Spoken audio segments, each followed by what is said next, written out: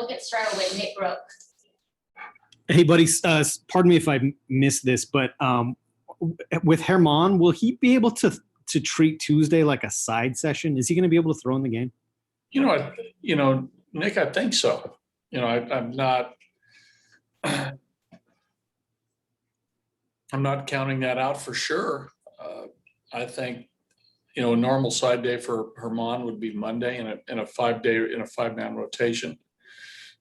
So there's an extra day there, with Tuesday's game. So, I'm thinking, it's very probable if the coaching staff of the Dodgers, want Herman in there, I think he'll be ready. And if they call on him, will you be okay with that? I'll be fine with that. I think it's a great honor to pitch in the All-Star game, and I think it's more special for Herman, being a hometown player, being able to pitch in his home ballpark in an All-Star game. I think it'd be great. Okay, and then by extension, do you know how you're going to line up coming out of the break next week?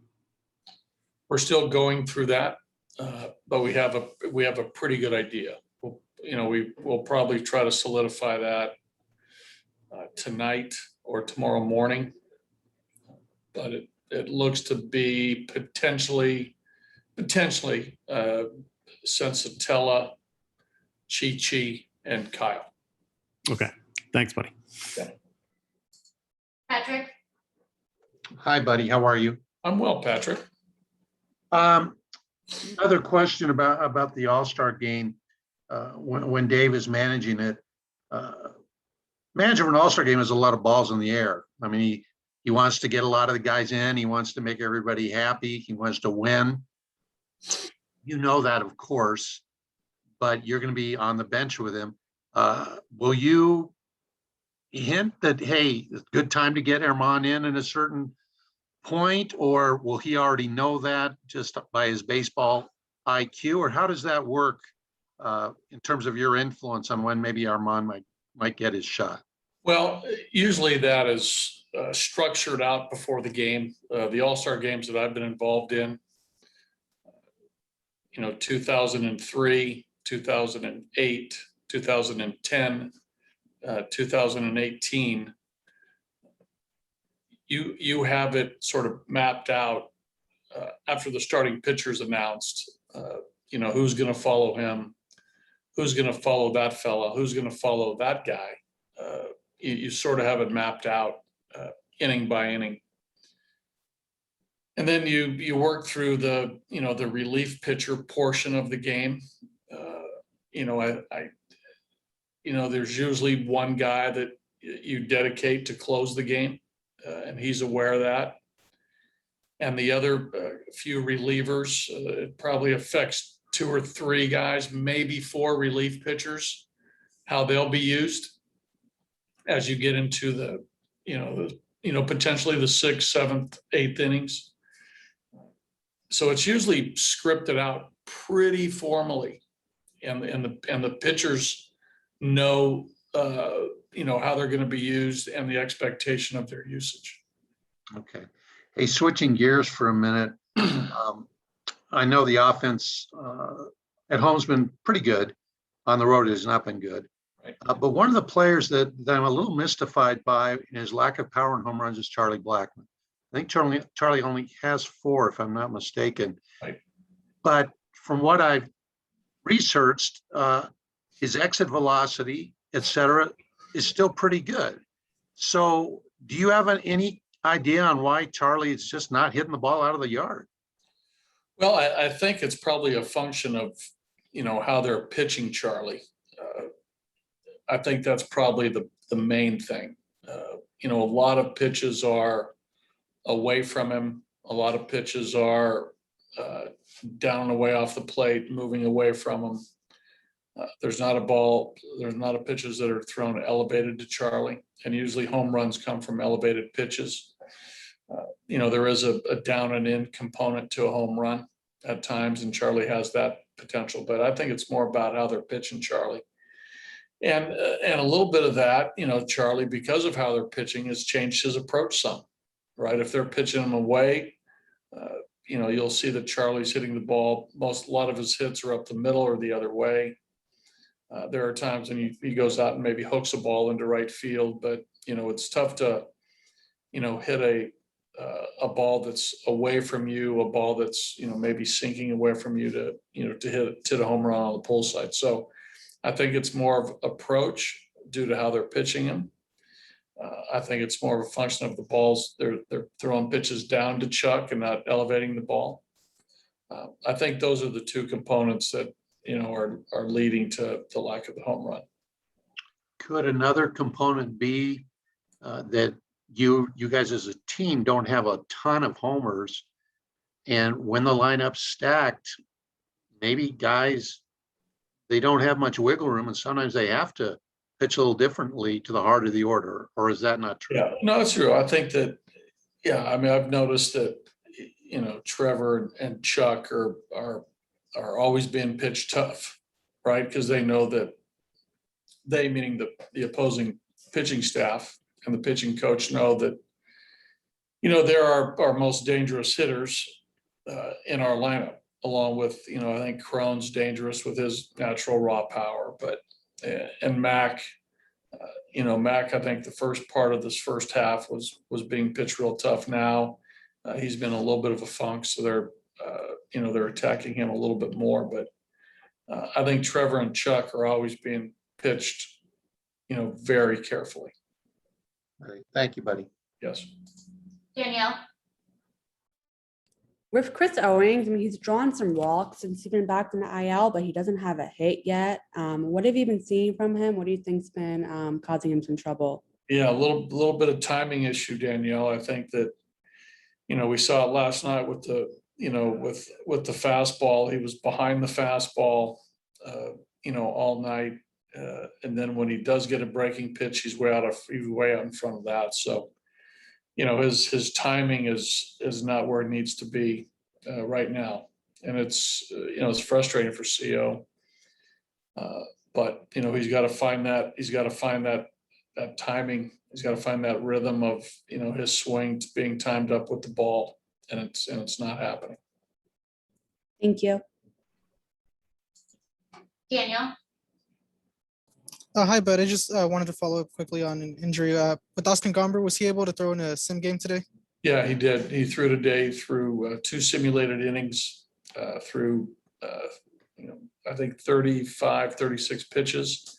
Felt fine, came out of that good. He's going to throw a side session on Wednesday back in Denver. And then we're hoping that after that, he'll go out on and make a rehab start as potentially as early as Friday, week from Thanks, bud. yesterday. Yes. Thanks, bud.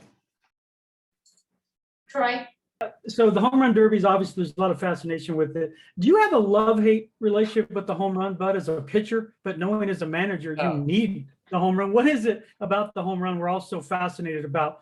I mean, it's more related to the home run derby. Well, why are we so fascinated by the home run, Bud? Just the home run in general and not the derby, right? Just the. A little of both. I mean, the home run derby is crazy. It's Yes. because there's no humidor, the tightly wound balls, people are really amped for it. But why are we so fascinated by it? I think in general, I think power is something that power is something we marvel at, right? Whether it's, an aircraft, a train, a gun, a firearm, there's something about power that is alluring. And in basketball, whether it's a powerful big man who dunks, in football, a powerful running back, or a big man who can run, who has speed and power. I think in baseball, power to hit the ball a long way, just like in golf, somebody who kills the ball. I mean, right now, we're infatuated by this fella, DeChambeau, who's swinging hard and taking his game a different direction than as we've seen golf with his length and that power in his swing. Baseball the same way. There's something alluring. We're drawn to power. It's fascinating, and it's rare because most people don't have it. And I think that's something that we're all attracted to. And last thing, you've been around for a long time, both pitched, coach, manager. What Ohtani's doing, I've never seen. I didn't cover Babe Ruth. What do you look for? What do you think it'll be like for him to be in the All-Star, both the home run derby and the game? Yeah, this is a special athlete. I was able to play with Bo Jackson, who was a great athlete, football, baseball. I pitched against Deion Sanders, who did the same thing, played. But for this special player to, be an offensive player, to swing the bat and also pitch at this level in the majors, it's fascinating. It's remarkable. You think back to the high school player who's who plays shortstop and then, pitches the championship game. Maybe plays quarterback on the football team, at the high school level. The football player, in college who at a smaller college maybe plays both ways. But this is phenomenal. To do it at the level of performance that he's doing it is unbelievable. It's an unbelievable show of talent to play this game. I know, it's like Kelly Leak from Bad News Bears, right? Now you're talking. Yes. Can he hit one to the rooftop? Is that possible in BP? Yeah, in I a think so. home run derby? Yeah, I think so. Yeah, I think I've seen balls go in the third deck. I've seen our guys do it. I've seen McMahon do it. I've seen Hilliard do it. I've seen our left. I've seen right-handed hitters hit the ball well up on the concourse. There's the stories of McGuire hitting the ball up near that. What is it? I don't know what's up there now. The Toyota Tundra or Usually the Tundra. Yeah, it's usually a Tundra. But it wouldn't surprise me at all to see Gallo or Ohtani, because I suspect that those guys have the most raw power. I'm not taking anything away from Soto or Olsen. The right field, I really think I think Smashburger and the rooftop and the Jack Daniel deck are in play. I do. I think they're in play. I was there when McGuire hit it out of the stadium and it broke a windshield. It cracked Kevin Ritz's windshield. Windshield. Yeah. It went over that truck out of this into the players' lot. Yeah, I can see that happening. That's ridiculous. Yeah, it's crazy. But great to see you. Thank you. Okay, Troy, we'll see you this week. We'll see you Tuesday or Wednesday. Monday or Tuesday. Yeah. All right, buddy. Thank you for your time. Thanks, everyone. Thanks, everybody. We'll talk to you post game.